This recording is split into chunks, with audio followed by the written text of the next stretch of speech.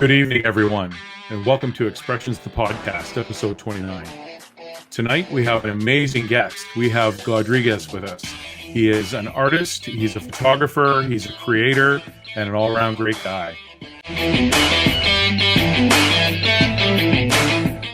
Hello. Excellent. And welcome, everyone. Episode 29. We have Godriguez on the show this evening. Before we get talking to Godriguez, I'll just say hello to my co-host this evening, Brian. How are you tonight? I'm teetering. I'm super excited because I've wanted to talk to Mark Godriguez for a really long time. I've followed since Google Plus some of the work you've done, cool. And absolutely love where you come from with your imagery, which I think is awesome. If I could, I would come from exactly the same place because it's awesome. But as far as my computer and everything goes, I've been having crashes. I've just had to go to the Mac store today and buy a whole new thing, which isn't fun because Macs are freaking expensive and I don't like it. But you gotta do what you gotta do to stay afloat. So anyway, if I cut out tonight and if I disappear, I will be back, whether it's with my phone or my wife's 2007 MacBook that I have behind me that I can get going if I had to. But I'll do what I have to do to stay on the show. I'm super stoked to talk today. This is gonna be a great conversation.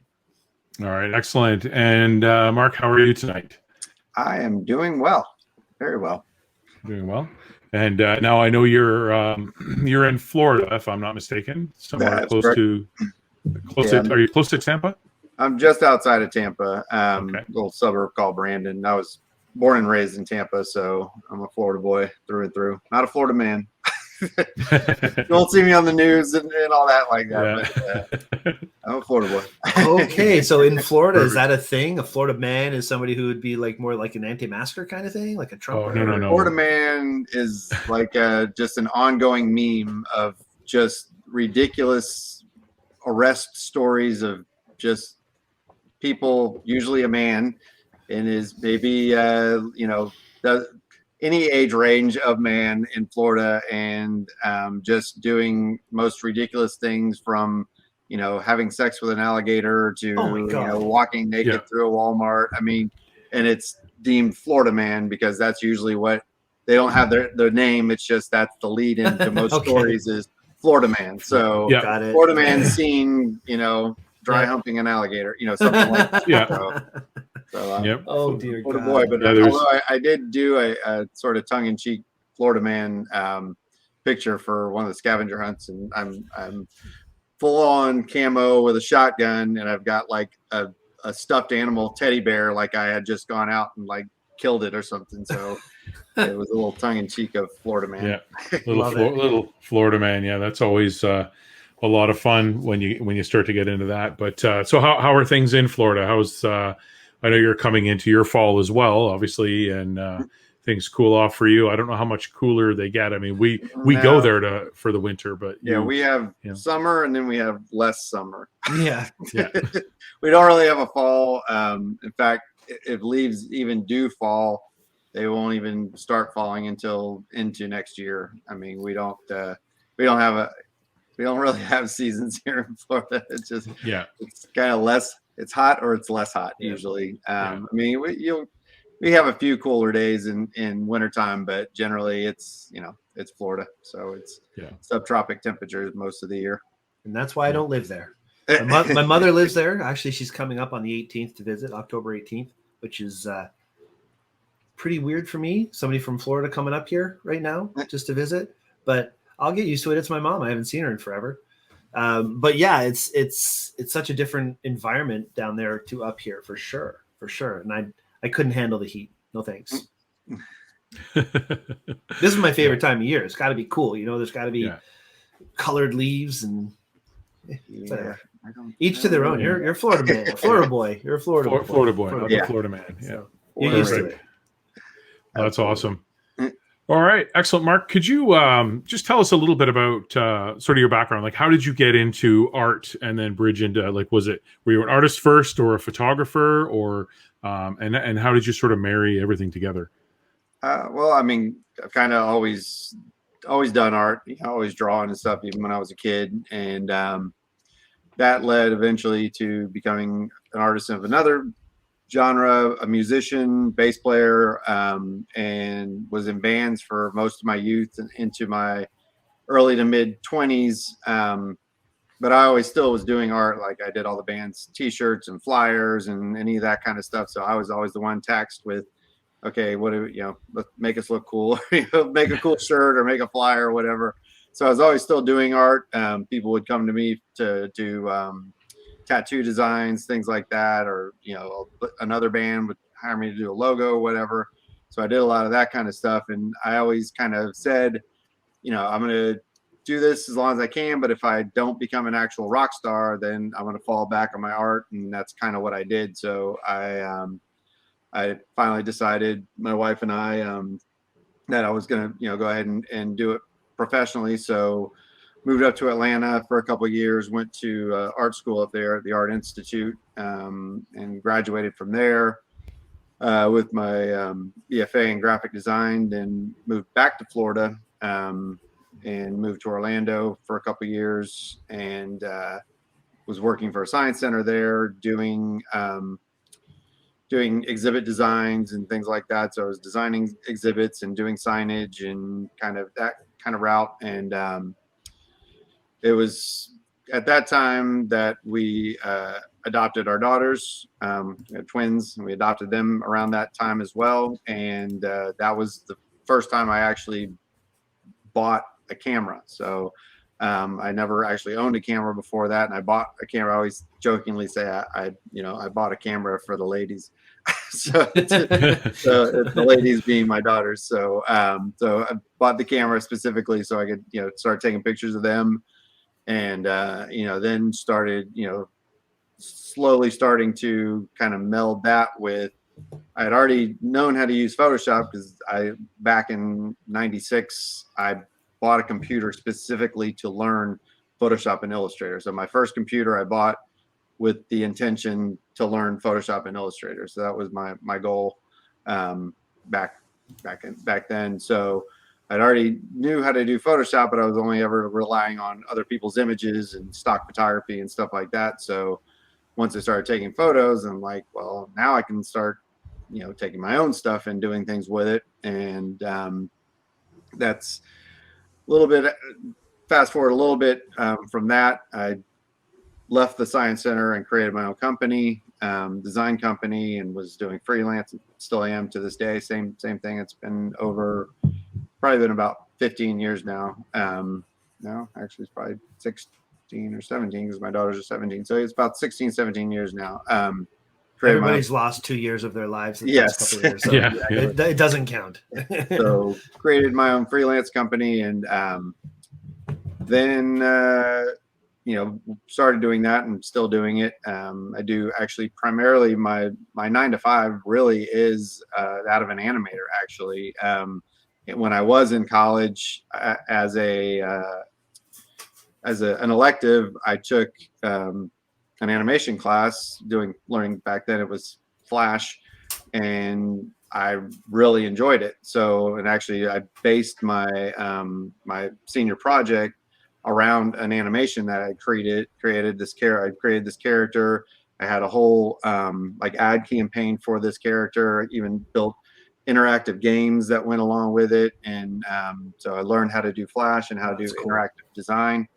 And so when I came out of school, part of my my portfolio was animation, and I actually got hired as a animator for working along with a philanthropist in Orlando named Steve Goldman, and he and I have been working together in some capacity probably close to 20 years now, because it was my first job out of school, and I've worked with him, like I say, in some capacity since then. So the project is called YU, and it's actually math animation. We've finished quite a while back pre-algebra. We're making our way through the end of algebra now, so we're getting up into higher end math and stuff like that, and we're going to eventually start going into physics and stuff like that. And it's animation that is freely distributed for anybody. We have a YouTube channel. We also have our own own website, and so that's kind of what my sort of 9 to 5 is. And then photography slowly was kind of working its way behind there. And then I finally got a real camera, a DSLR, and then started doing even more with my photography. And then that's when G Plus came along. And then I started doing things like the photography scavenger hunt and selfie Sundays and stuff like that. And that's when kind of I really started to realize, what I could really be doing with what I was shooting and stuff like that. So that's when it really kind of came to be. It's amazing when you get to that point and you see what you can do with a camera, and then you realize what your imagination can do, and you put them together, and it's like, yes. There's no limits other than your imagination. That's where I always have a hard time. I remember when I was going through high school, there was always one or two artists that that they're going to be artists for the rest of their lives. You get it from birth. I wasn't that person. So I always envied that, so to hear that you had that talent from day one, and it was the talent first, and then that molded into the photography. I totally understand why Mark would say it's not that you're a photographer. There's a lot more to it than that. Right. But I have to excuse myself 1 second, because this cat will break this thing if I don't fix this. So excuse me for a second. She's going to wreck it. She's going to wreck it. Absolutely. So, so Mark, with the photography, at what point did you sort of realize that obviously you've got an extremely creative imagination, and you come up with all these ideas? I've got a screen share ready to go here of one of your images here. So this is an image. It's on your Instagram, and it's one of the ones that, I mean, when I see it, and I know you've got a style. You've definitely got a style. Like, I can pick an image at random, put it on my iPad, show it to my wife, like on your Instagram, and my wife will just look at it and go, "Oh, that's Mark, isn't it?" And she just knows, like, you've got that recognizable style. But at what point did you go from being a photographer to taking it into Photoshop to be able to create an image like this one? By the way, sorry to interrupt. Yeah. At the same time, can you please explain the image? Because if people are watching this or listening to this on the audio podcast and not watching on YouTube, your explanation will help that a lot. Sure. Well, the image itself, this one's actually called The Conjuring. And, basically I like to read a lot of Lovecraft and stuff like that. So what I was envisioning with this was this man like had discovered some box that contained some kind of ancient relic maybe in it, and he brought it forth, and he spoke some incantation that he learned for it, and when it did, it started to just release these demons out. So there's these skull demons flying all around him, kind of like almost like at the end of Raiders of the Lost Ark, the first one, where things are coming around and they're whirling all around them. So they're emitting from this box, and so those are the souls or the demons or whatever he's called forth. And maybe he right now he looks or thinks that he has control of them, but you never really can control a demon, so there's probably going to end badly for him. So but in something like this, sometimes all it takes is just an item, just seeing something, and that's what will bring about an image like this for me. I found the box at I think it was Goodwill or one of the thrift stores, and I just saw it, and it's a really nice kind of has a lot of like textural design, like patterns and stuff all over it. I mean, it looks like something that's an old relic, and it just, when I picked it up, it just had that feeling to it of something that you would almost be scared to open it because you wouldn't know what would come out of it. And so it kind of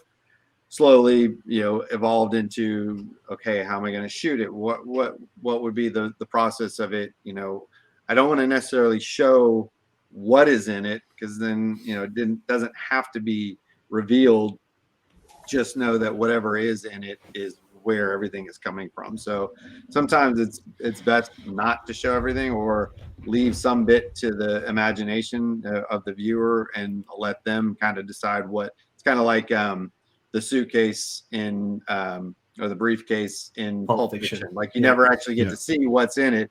You can only speculate, but everyone that opens it is like, holy shit, what is, oh my God. Is that what I think it is? You don't know. So you don't actually know what is in this box, but you know that it's not necessarily a good thing. Perfect. Yeah. And it's like for me, I know like your Photoshop work is obviously amazing. I know you won the was it the Kelby Photoshop Guru Award? Yeah, won the Best in Show Guru Award, and then one of the years for illustrative design as well. So yeah, to be able to know Photoshop well enough to be able to think it and then just do it, that's the dream, I think, for all editors in general. Because I mean, there's so many times that I shoot wrestling and I see an image and I know what I want the edit to look like, but I can never get it to do that.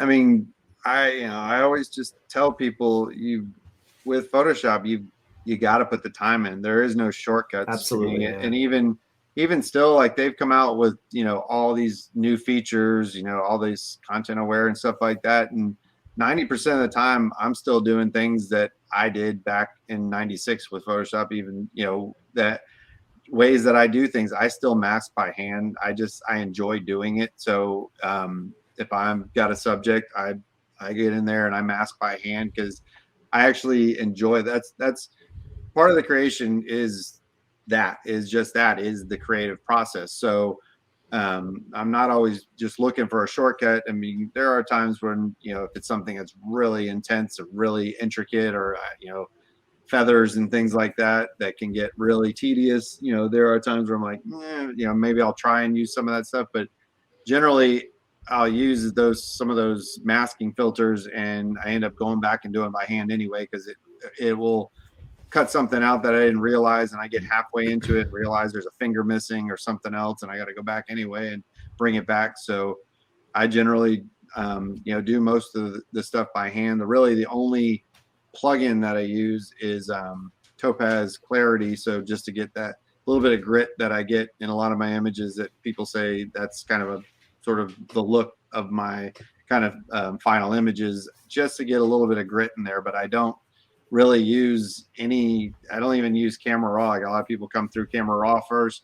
I like it just how I shot it out of camera, literally raw, and then I'll do all that color correction and stuff in the image as I'm editing, because I do so much kind of from adding things here and there that I don't want it to not be able to go back and pull things out if I don't like where it's going. So the fact that I don't go through camera raw first, or even do any editing in Lightroom, because my process is I bring everything into Lightroom from my card, from my camera, and then go straight into Photoshop. I don't do any pre-editing. Even if something's too dark or whatnot, I would rather, to me, pull it out in Photoshop, because I want as much information as possible in that image to be there. Not that it degrades it or anything going through camera raw or anything, but I want to have it really just a blank slate when I get in there and just do what I need to do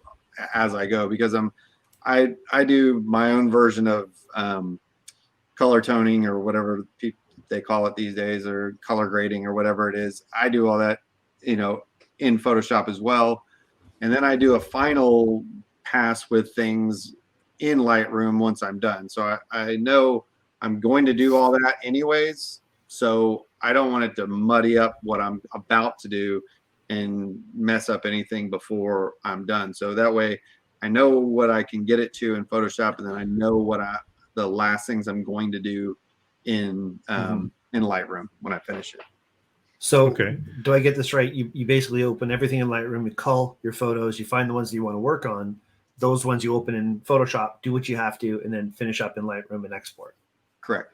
Cool. Usually I'll scan through. There'll be one that'll be the main image. So, because for some of my most of my self portraits, I'll take 400 or 500 shots until I get what I want of a look.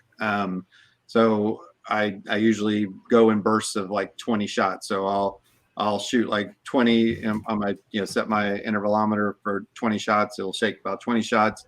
I'll kind of scan through real quick, filter, flip through them, because I shoot tethered, so I'm always got my laptop Now you can see my stand right there. So I've got my laptop stand or my stand right there. And so I've always got my monitor in front of me. So I can kind of, while I'm shooting, even if I'm looking away, can kind of side eye it, in between shots, or try and move it if I can in front of me. So I'm constantly shooting, but I'll shoot, hundreds of pictures, because sometimes I might need, maybe my hand looked a little better in this one, or it's in the position that I wanted it, or maybe, my head's a little better in this one than that one. So a lot of times it's a final image is a complete Frankenstein. I mean, I've used pieces of 10 different images just to get the one body the way I want it to be. So, in fact, the piece I'm working on right now, it wasn't as complicated as that, but it's a multiplicity shot. It's 3 of me, and it's one of my. I haven't quite made it public yet. I'm actually dropping it on Friday, but that one is even more so involved, because there's shot glasses, and I only had a certain amount of shot glasses, but I needed a crap ton of shot glasses on this table. So there was multiple shoots of the shot glasses in different positions. There was multiple shots of myself 3 times in different positions, doing different things, making sure that I'm looking where I would be, because that's the one thing that always, when you're doing multiplicities, especially if there's, you're trying to interact with yourself in an image, is if the line of sight is not right with your eyes, where that other person is supposed to be, it throws the whole thing off, because it's obvious you're not looking. And the other thing is, even though it's subtle, there's a different look to your eyes when you stop them at something that's close, or even if I look past it and I'm looking at a distance. It's subtle, but it's extremely recognizable when you're doing something. That's why a lot of times especially in movies, where something's CGI'd put in front of the person, but it looks like they're just looking about a mile past them. So there's just things like that, subtle things like that, again, with why I take so many pictures, just to make sure that even I'm training my eyes to the right spot to stop that I would be at. So things like that just is what I love to do, though. It's that kind of meticulousness that I'm like, I want this to be right. So love that. So no matter what it takes, I'll do it. Yeah, absolutely, and I've done that as well. I've done the multiplicity shots myself, and probably inspired by one of yours that I saw on Google Plus.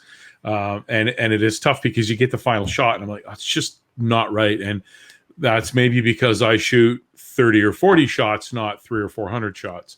And I'm not getting it quite right. But also, I'm a little bit on the dark side. I shoot Nikon, and I don't know, Brian, maybe you can coach me through this, but does Nikon tether well to anything? Oh, yeah. Sure. Yeah, they do now. Yeah. I know some of my older ones didn't, but no, they should tether well to Lightroom. Do they tether? So yeah, I'd have to play with it a little more, but also making sure that I've got the shots, and I also am guilty of not planning things out quite right. I don't go into it with a clear plan, and I think that's part of my problem. And I think when you're doing that, I almost shared one of your shots here, but it's too close to what you were describing. So, well, it's cool that we're talking about this, though, because I always joke that I'm the lazy photographer. Like, I like to make photos, and I understand the concepts, and I get how to do everything. I just don't take the time to think about the things and think about the distance. So my question would be, how long did it take you to figure out that is your passion, to take your time and look at the details, and then to take the hundreds of pictures instead of just taking 3 or 4, like maybe I would? My multiplicity photo is literally light painting. I take a picture, flash, take a picture, flash, take a picture, flash. I've got 3 of me in one shot. That's about the extent I've done. So like, when did you figure that this is what you have to do, and you have to do the excess photos? How many years in? How many tests in? I mean, I'm probably, with that kind of process, I'm probably about at least 10, 12 years in, I would say, if not a little bit more.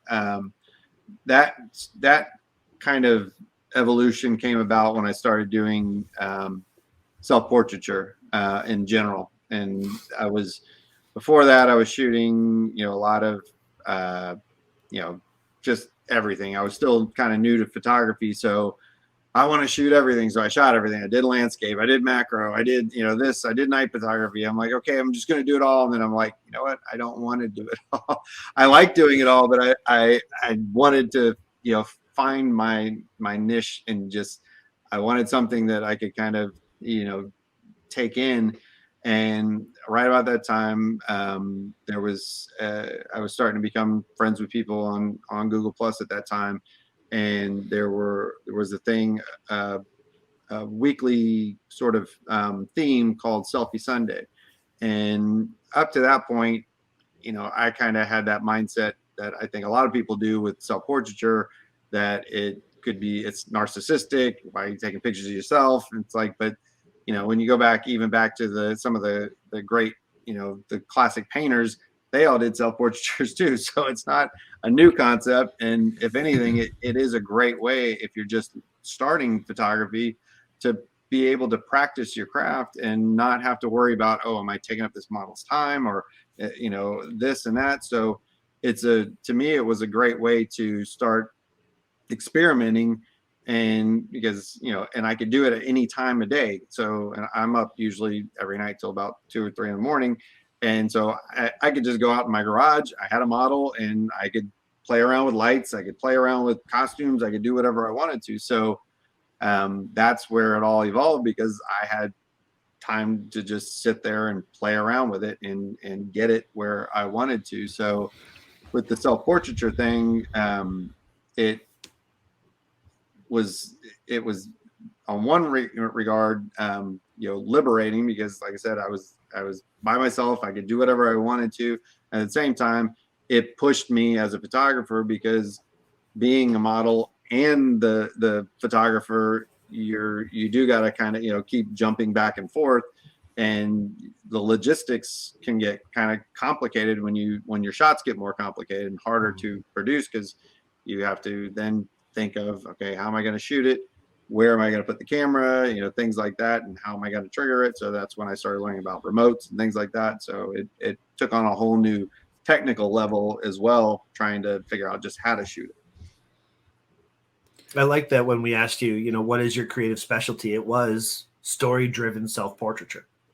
I mean, absolutely.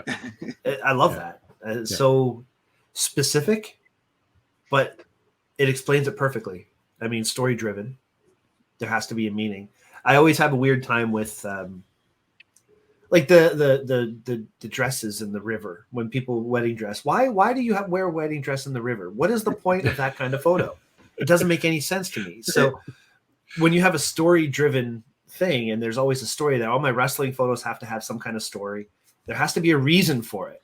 So for you to, I mean, even the reference back to the Indiana Jones, I love that kind of thing. And when I saw that photo, that's the first thing I thought was the souls coming up out of the, like in the wax head melting. Out of the Ark of the Covenant. Yeah. Yeah, exactly. Cool. Exactly. Yeah. And I love that when you can see an image and it takes you to someplace, and it takes your mind to someplace. So I'm huge, I love pop culture and stuff like that. So there's always a lot of little references here and there in my stuff. And even some of them are even Easter eggs that some people might never, get ever. But I know they're there, and that's what I like about it. Like, even love it. There's one I did where I'm literally drinking with myself, and I've got, the bottle of bourbon, and I'm, drinking it, and myself is trying to get the bottle away from myself. And I'm holding one finger up as I'm drinking. And that's actually a reference to the animated show Archer, because anytime he'll just start drinking a bottle of something, and someone starts trying to talk to him while he's drinking. He just puts his finger up and just continues to drink. So that's a little subtle nod to Archer, because it's just this it's just a hilarious show. Oh, that's a great shot. Yeah, it is a great shot. It's actually one of my favorites for sure. But I love what you said about when people say, you know, self-portrait is narcissistic. A lot of times when I'm explaining to somebody that I've done a self-portrait, I say I do self-portraiture not because I'm particularly vain, but because when I have time to shoot, I'm available. Yeah. So that's why I do it. Like, I mean, my wife and I, we moved 16 hours from all of our friends to Thunder Bay. And a lot of my pictures have been self-portraits because I've lost all of the people that no, I didn't lose them. They're still there, but I just, it's 16 hours to go get a model. It's like, well, that's a bit of a hike, and, you know, people are busy. Yeah. So it's just easier to do it myself and whatnot. But I think I'm going to have to try, take a page out of your book. And the next time I do a self-portrait, I'm going to overshoot. I'm going to keep shooting more and more and more and see where that lands me. Free. That's right. It doesn't cost me anything. It's pixels, right? Time. That's it. I mean, they're free, so use them. Yeah, it's true though. I mean, I've had to take portraits of myself and take 30 or 40 of them. Never like anything, and that's why I don't think I would do it that much, because when I see myself on a camera, I don't necessarily think, well, that's something I want to look at. You know, it doesn't appeal to me. I just I'm not talking about stupid stuff. I'm just, you know, but just I just don't think that I have the I don't know, the face for it, the presence for it. Yeah.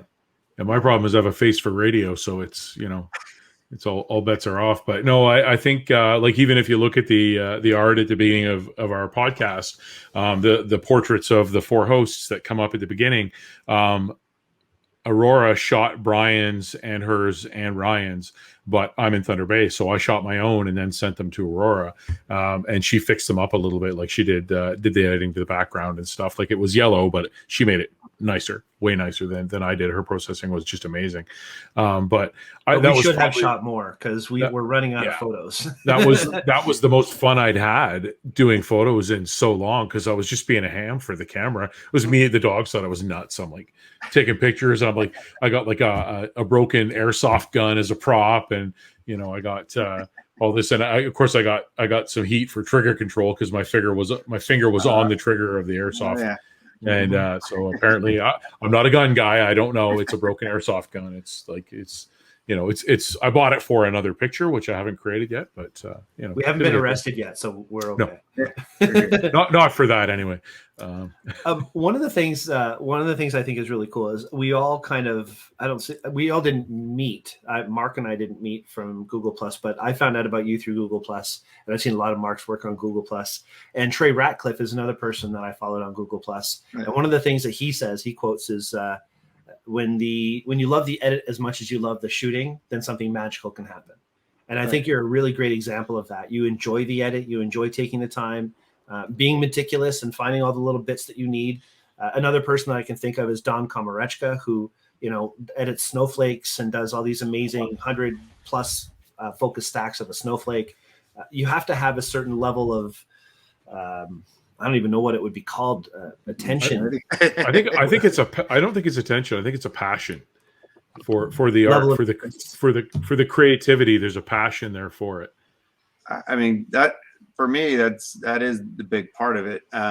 Is just, I love the process of creating, no matter what it is. And even at its hardest, even if something is just driving me insane and it's not working right, it's still working through that and finding a solution that is, to me, one of the best parts of it. Like, just finding some kind of creative solution to whatever's not working. Like, there's times where I had the shot in my head and I go to shoot it and it's just complete garbage and it's not working. So I will keep working it until it's where it needs to be. So not, even best laid plans, when you go to shoot it, it does not always transpire in camera. So I'll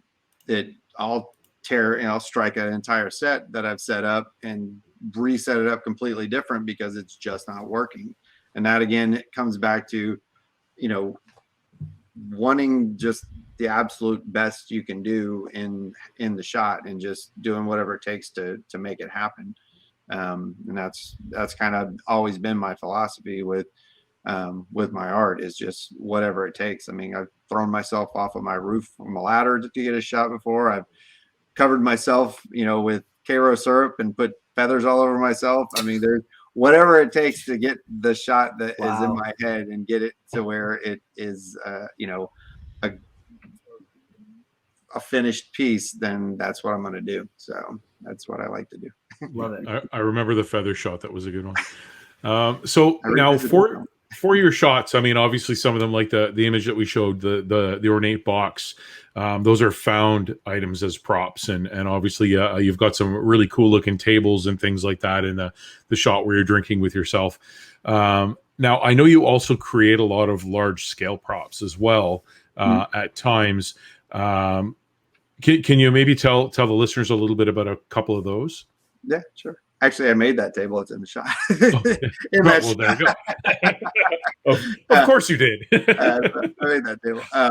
Yeah, I've made one of my kind of biggest props to date. I made a full-size electric chair. Not working, but it's a full-size electric chair. I've made some of the pieces from The Fifth Element for a shot. I love that movie. Like I said, I mean, I just again, it kind of goes back to whatever it takes. Some are bigger, some are smaller. But I have done some other set designs for some other people locally for shows and things like that. Trying to think of some of my other. I'm trying to think of other bigger ones that I've made. That the electric chair was definitely the biggest one that I created for a shot. But then I've actually ended up using that same chair in about 4 or 5 different shots, completely different shots. So it definitely has gotten some usage. Okay, I've just shared the screen there, Brian. Is this is the chair? That's the chair at Photoshop World, because I brought it to Photoshop World and had people that were there for Photoshop World actually were able to get in it. And for the show, I had a smoke machine, and then there was a LED strip light like a wire light that would go to it, and it would every once in a while fire off, so it looked like it would illuminate the smoke all around. So it made for some pretty good photography and stuff. And we had a model there that was manning the chair all day long. That was my model for the day. Yeah. So, but when he was, took a break or whatever, I didn't invite people to come sit in the chair. So I had just people that were there throughout the day come and sit in the chair if they dared. That is a cool prop. That is. I was looking. I'm not sure if it's on your Instagram or not. I was looking for the actual photo that you created with the chair. The original. It might be kind of far down, but I believe it is in there somewhere. So is every photo you? Almost. Almost. I do shoot other people from time to time. Maybe not. Yeah, maybe not. I think this is one. I think this is your wife, if I'm not mistaken, isn't it? No, that's not my wife, but that's the one that I won illustrative design for in Photoshop World. Yeah, just some very, very creative work that comes out of your mind, which is just awesome. So now with that, you also now have. Is it an X carve that you have? Yes. Yeah. So and you're making pieces with that. I see a lot of they're planchettes that you're doing, right, for the Ouija board, different styles. Correct. What's this? A 3D printer you're talking about, or something? No, it's a they call it a 2.5D cutting. It's a computer controlled router. So I design pieces either in Illustrator or in Fusion 360. Sends it out, creates G-code, creates toolpaths and G-code for it, and then sends it to it. So then it tells it how fast, how deep, how the pattern, what it's cutting. I got one of them right here. Cthulhu. Yeah. So this is the mirrors that I make. Oh wow! So, and then it's got like a fisheye mirror in it. Yeah. And so that's awesome. And then that's cool. I don't think I have any in here. With But I do use it for. I've used it for some of my props. Like I said, the one of the pieces of Fifth Element. I cut on that, and then I do have a 3D printer. And recently, but I think I don't have any out here because actually they're all at the store where they're being sold right now. Some really large, they look like spines, but they're candle holders. So yeah, I love to create. I mean, I don't, there's no other word for it. I want to create everything I possibly could ever try and create. My fear in life is that I won't be able to create everything that I want to before I die, because I'm constantly thinking of new things that I want to create, and it's just limited by time, and then of course learning how to do some things, because I'm teaching myself how to weld and do plasma cutting right now, because I want to work in metal. I want more bigger structured things. So I want to have some outdoor installation pieces and stuff. So I want to, I'm trying to teach myself metal work right now. So I'm right now plasma cutting by hand, but I'd like to get a CNC laser plasma table so I could do sort of the same mindset, but that with the CNC cutter, metal, bigger scale, that kind of thing. With my plasma cutter, and then a laser cutter too, because I've got all kinds of really intricate things that I want to create that the X-Carve is just a little too clumsy with and can't get that kind of precision with. So I want a lot of toys. They cost a lot of money. Yeah, they do. I need some more NFTs because I need to make some more money. On that point, though, like obviously, the reason we invite folks on our show is people who are creative people who can make a living through their creativity, make that your day-to-day lifestyle. You need all these toys. I'm having trouble picking up a computer. I mean, like it's obviously doing well for you. It's yeah. I mean, like I said, my main 9 to 5 is the animation work. So everything else you see is just sort of for fun, or I mean, but obviously I sell it and stuff. So I think some of the things that I do that I do make money from. One is the the woodworking and stuff. So I've got those in several stores in the area, as well as I sell them online. Also the 3D printer, I've been producing things with that for sale. I also do t-shirt designs and design shoes. So those are all available online as well. So it's kind of just a lot of sort of modgepodge of different creative outlets that I've found a way to, facilitate my income with, along with my animation. So, and I just, like I said, I want to create everything. Yeah. I want to create it all. Yeah, just want to. Everything's going to be a Godriguez creation, and it's just awesome. Like every time I see something new out of your camp, I think of course that's just something out of the mind of Godriguez, and I've been a fan for a long time. Maybe one day if I'm in Florida, I'll pick up a bunch of pieces and save on shipping. Come on now, love to have you. Absolutely. Yeah. One of the things that I think is cool and I kind of want to talk about was when we first started a conversation, my wife was here. Shelly is a Christmas elf. Anybody who knows her knows she does the countdown to Christmas the day after Christmas is done. So she's a personal friend of Santa. I mean, all these things. The first thing we were talking about was some of the things that you put up for the holidays. So let's get into that, because when this airs, it'll be a day after Halloween. And, I love Halloween. I love creepy. I'm usually a zombie. I absolutely adore the whole ability to just be something different and anything you want to do for at least one day a year. But when you are doing things that you're doing with that creativity and from the place that you're bringing it, there's always a bit of creepiness to it anyway. Halloween must take on a special time for you. Funny enough, I don't have a lot of Halloween decorations because my house is kind of like Halloween all year long.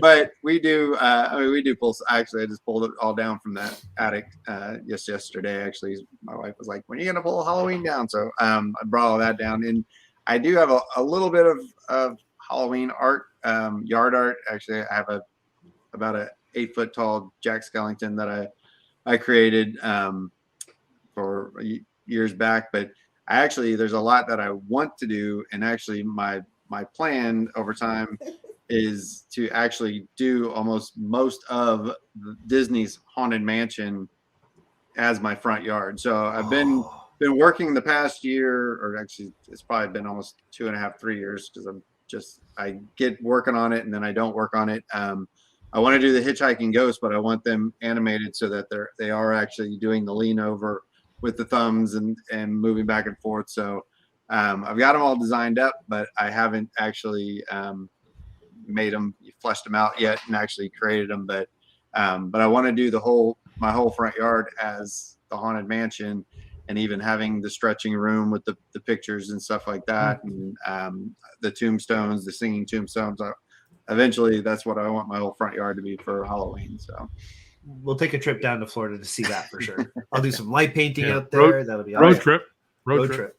Do you have something here to share, Mark? Yeah, I just wanted to share I've got this here. So the Christmas decoration. So obviously now this first image here, Mark, is this I'm assuming this is the sheet of MDF that you cut it all from? Yeah, so I planned out, and I did all that in Illustrator. So figured out, what I could fit on one sheet of 4x8 sheet of plywood. Actually, I think this what I did it on plywood. That's why I got to redo it this year, because with the Florida heat, it's not so much that the rain doesn't actually affect it, because I coated it really well, but the heat actually delaminates it from the inside, and then it starts popping out from the inside. So the outside looks great, but the inside is just trash. So it's literally splitting apart because of the heat and the humidity here. So yeah, I planned it out. So trying to be as efficient as possible. Then just drew it out onto sheet of plywood, just started cutting. Most of it was done with a jigsaw, and then some of the more intricate, like some of the bones and stuff, I did on a scroll saw, and then figured out a system where there's a rod, like a square, it's a rod, but it's square tubing that runs the entire length of it, that attaches to the sled, and then runs all the way through. And then each of the reindeer attached to that, it's painted black, so you don't really see it at night. And they're all completely posable. So all of their limbs can be posed in any possible configuration. So of the skeleton reindeer and stuff. And then it's suspended by 2 wires this is my old house. So it's suspended from wires from the tree. So when the wind blows, it actually sways back and forth. So it actually looks like it's moving in the wind. So awesome. But thankfully, our new house has a similar tree over the top of it. So I was able to keep that tradition going. That was a prerequisite. When we buy a new house, we have to have a tree over the roof so I can hang my Jack Skellington. And you have to have the Spanish moss too, because it's Florida. Oh yeah. Of course. Of course. Beautiful. And then there was the other one here. I think I've got it here. Yeah. The Grinch. Yeah. Then the Grinch is motorized. So this is the first part here is just, proof of concept. So I just slowly scaled him up. So I did a very small one, made sure all the mechanisms would work, and then slowly kept scaling him up. I think I did 3 revisions till I got him to full size, and he's pretty big. I mean, he's tall, and then he's holding he's got Max, and he's pulling him down, and it plays. Yeah. So as he lets him go, the sleigh tilts back, and as he pulls him down, he goes eye to eye with Max. That's awesome. That's awesome. So as I said at the onset of the show, I said you're not a photographer, you're a creator. You're so much more than that. There's there's so much that comes out of the mind of Godriguez that we all just I'm a fan. I've been a fan for a long time, and I've wanted to have him on the show. So, again, thank you so much for he's my wife. My wife is we're not worthy. So we're coming up on the I think we're at 45 minutes or so. So we want to start sort of wrapping it up. We like to keep it about an hour so we can keep it interesting, keep our parties interested. We've got 3 questions for you. Okay. And the first one was, and I was a bad host and I didn't read your notes. But we like to have Mark. Whoa, what? Not reading the notes. What is I know. Well, I was doing a workout. I was actually trying to work gotta get ripped here. The doctor wasn't happy when I spoke to him, so I gotta exercise more. Watch what I eat and exercise more. So that's what I was doing before the show. Well, I did read the notes, so I know the answer to this question. So the first question is, we always ask our guests to give a challenge to our listeners and our viewers. So, Mark, have you got a challenge for our audience? I do. I would challenge you to do self-portraiture and give it a try. No matter what you think of it, at least give it a try. Even if you never, the photos never see the light of day, you don't have to post them, to social media, just because that, to me, what self-portraiture is, it really is about doing something for yourself.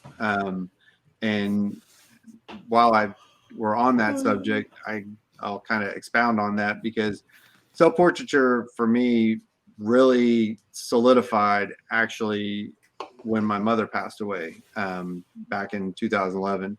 And I was planning on doing there was a selfie Sunday coming up that week. And so I was planning on doing sort of a swanky devil. That was going to be my costume with a martini and everything. And the week leading up to that Sunday, my mother had a stroke and was in the hospital, and it looked like she was going to pull out of it and everything was looking good. And then she had a relapse and passed away. And my mother and my father both were everything to me. I mean, they were always supportive of my art. They were 2 of the just most genuine, kindest people you could ever meet. And when I came home from the hospital that morning, I decided to still go through with doing a self-portrait, because that's the one thing that they did teach me, if anything, is how to kind of persevere in, through bad times, good times, bad times. They always pushed through. They always found a way to make things work. And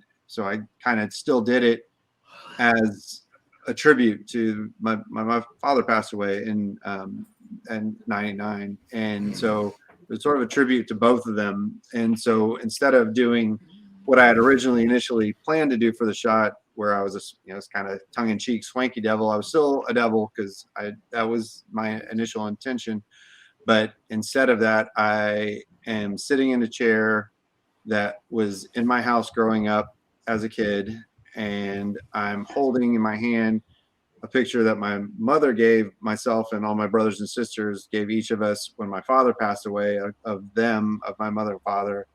I'm wearing the red sport coat I'm wearing was my father's. The tie was my father's. So it's draped in symbolism. And I sat there that whole afternoon, just out there by myself. And I cried, I laughed, I just went through a whole range of emotions through the whole shoot. And the picture that finally kind of I agreed to myself that was the one, was when I was kind of breaking down actually and crying, and I have my head in my hands. And the feeling is, my parents were these amazing people, and the devil was sad because it's 2 souls that he would never have. So, and that, out of that kind of, it really showed me how cathartic that self-portraiture could be, and how much meaning it had to me. And it really was the day that I said, this is what I'm going to do. I'm going to continue to do self-portraiture sort of in their honor, so to speak, and have pursued it. And it kind of eventually ebbed into my brand. Like, that's why I'm the devil in my dad's sport jacket and tie. So that it's even carried on into that, and why the whole devil persona, like, most people don't even realize what it is, and they think, oh, you're evil and whatnot, but it couldn't be any completely different thing. That it actually is not evil. It actually is a very positive image if you really know the story behind it, and why why my brand is a devil. And it works in with my nickname of Godriguez, which came about as a joke in a post one day. There was someone posted something, a friend of mine, and I jokingly said, I'm not a god, but I play one in Photoshop. You may call me Godriguez. So it was just a tongue-in-cheek comment that stuck. And then people started calling me Godriguez, applying it to my images and stuff. So that's why I am so passionate about self-portraiture, and any self-portrait artist I meet, I immediately embrace and want to know more about them, because self-portraiture is that personal to me. And that's why I say everybody at least give it a try, because you just don't know how just healing it can actually be if you need it. So interesting. The way you said that, doing something for yourself, self-portraiture is doing something for yourself. My whole hashtag, my whole motto in life is I shoot for me. I don't charge for my work. I don't do things, photography or work related, for other people. I do them that make me happy. So you really have that same philosophy, but you're able to still capitalize on it and monetize it properly.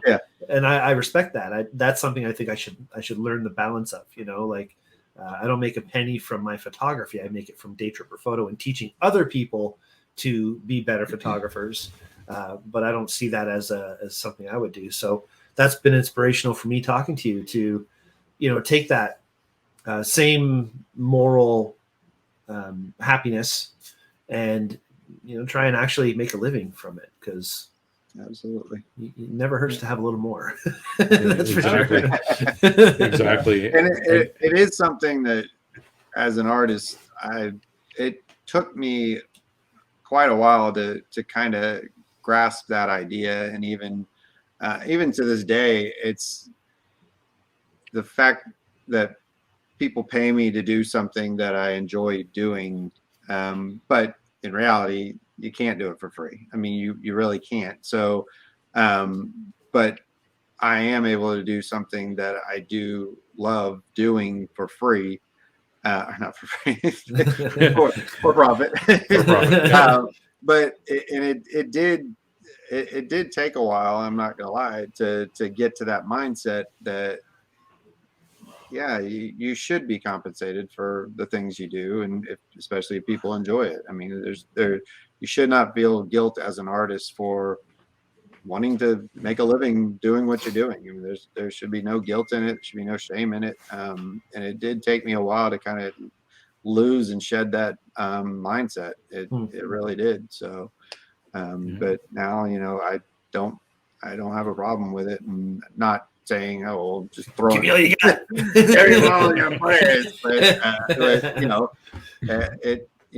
It's my living. I mean, this is how I'm able to pay, for the things that I do, to then make more of it, make more images and make more art. So it's got to come from somewhere. Yeah, absolutely. I love the challenge. I love the sort of self-portraiture, and I think it was probably some of your self-portraiture when I joined Google Plus, and then the scavenger hunts that's got me out of my comfort zone, because I was never. That's why I was a photographer, because I was always taking the pictures of the party and taking a picture of the event. I was never in any of the pictures, but that was by design, because like I'm usually the largest thing in the room. So I didn't like to be in front of the camera. I want to be behind the camera. So one of my first images was like way out of my comfort zone, where I was wearing, I think, one of my wife's t-shirts. So it's like, if you can picture this, like skin tight, and it was like I'm hanging out of it, and I'm like leaning over, so the rolls are all there. And it's probably one of my favorite images I ever made, but it got me right out of my comfort zone. And now it's about, kind of being silly and having some fun with it. So I think if you're going to pick a reason to do self-portraiture, it's to get yourself out of that comfort zone and really learn to love yourself, right? Because that's, for me, I went through a lot of years being a bigger guy of not really being comfortable in my own skin. And now I'm just to a point where, hey, I am who I am, and you can take me as I am, or you can leave me. I don't care, know, and that's what I like. So perfect. And then also on the note where you said the fact that you get paid to do this and for the self-portraiture and everything, there's a quote that I saw, and it was from a creator. And because people say, oh, yeah, well, it's a photograph. Why does it cost so much? And it's because it's not just a photograph, it's a creation, and especially on your part. So their quote was, it costs this much because it takes me fucking hours. Right. and it really does, because you're not paying for a single pane. You're paying for the creation and the creative time and the props, and to your point, 500 images. And sifting through those, so there's all that time, and then the processing time. Well, forget about the time it takes to learn how to edit, and all the time. Hey, I've been shooting since I don't know, since 2008, I guess, and I don't know half the stuff that I should know on Photoshop because it takes forever to learn it. It does. You gotta put the time in, and that's and I've had people, because I do logo design and stuff like that, and someone will come to me and they'll say, how much you charge for logo, and I give them the price, and then either it's crickets and I never hear from them again, or they'll maybe say no thank you, and then they'll go to something like Fiverr or one of those sites, and then they come back and pay me what I originally told them, because sometimes you do have to pay. You're paying for the knowledge, you're paying for the time it took that person to learn to do it quickly. That's the other thing. If I do something like a logo design and I knock it out in a couple hours, and they're like, well, why is it this much? Because it took me this many years to get where it only took me a couple hours to do. Totally. I took what you said, what you wanted from your logo to be your logo, interpreted all that information and visualized it into this. It's by me spending years learning how to visualize it to be able to do it. And that's why it still costs what it costs. I mean, it's how it is. Yep, totally. Absolutely. Absolutely perfect. So moving right along, and these are the two questions that you didn't know. So the first one is, we've heard a lot about your tools and what you shoot with, but what is the question? And often in photography circles is, what's in your bag? So we talk about the gear, what's in your bag, but for you to be a creator and a creative, what tool is it that you use every day that allows you to be creative and to make these whether it be a sculpture or something that with the X-Carve or a drawing or an animation? What tool is it that you use every day? This one. In your mind. Perfect. That's what Mark said. Yeah. Yep. Perfect. I love every different process or different genre that I create equally for different reasons. So that to try and say, pick one as far as it goes in that, it's like picking a favorite child. Yeah. Like, no, I love them all equally. My mother doesn't say that, though. My mother only picks one. Neither does mine. My mom has a clear favorite right now, and it's certainly not me. I'm the youngest of 7, so I got some competition too. Wow. Perfect. All right. So the tool is the mind. Love it. And then the last question for the run is, what's your jam? What song gets you up and going, that kicks you in the butt when you're down and gets you creating? What song is that? There are a couple of my go-tos. The movie The Lost Highway, the soundtrack from that movie, I can put it on and I know I'm going to get shit done. The soundtrack just goes through this range of emotions, but it starts off just banging, and it just, I know I'm gonna get shit done if I put that on. Another one, if I'm working on something that's a little more that I just kind of want to just sort of melt into, the band of Perfect Circle, 13th Step, that album, again, start to finish, just like, this is gonna be great. Like I know I'm gonna just get involved with whatever I'm working on if I put that on. Those are my two main go-to ones. Otherwise, just depends on the mood. I'll set up I'll create a station on Google Play or Google Music, whatever it's called now. I don't know. Or no, YouTube. Now it's YouTube Music. Yeah. YouTube Music. I'll start a station based off of what song I'm in the mood for, and then it'll, you know, let it do whatever it's going to do afterwards. So, a lot of times I'll listen depending on what I listen to, depending on the mood of the shot. So if it's something dark and kind of brooding, then, you know, I might throw on some old like Slayer or Merciful Fate, something old. If it's something a little happier, you know, I might go new wave or, you know, something different, because my musical tastes are just all over the board. I mean, I just everything. I mean, there's really no genre of music I don't like. So just depends on any given night. You could come in here, my studio, and just be like, really? Really? You listen to that? Yeah. So I mean, there'll be, you know, some kind of rockabilly playing, or there could be some just complete death metal going, or some, you know, old school exotica or something. I mean, cool. just fits Very the mood. cool. Yeah. Awesome. Perfect Circle. Obviously, you probably are familiar with Tool. Oh yeah. When that photo with the spirits, the first thing I thought was Pneuma. I don't know if you know the story behind the song Pneuma from their latest album, Fear Inoculum. It's about the spirit. Everybody's life source is our spirit, is our Pneuma. And that photo kind of made me think that you were listening to that song and thinking about how, you know, everybody's born from one breath, one word, and that's just one spirit, that we're all born from the same thing. I just thought that was a really interesting song to go with that photo. But also, Lateralis, I think, is something that I don't know if you know much about. It's all done by the Fibonacci sequence. It's all math.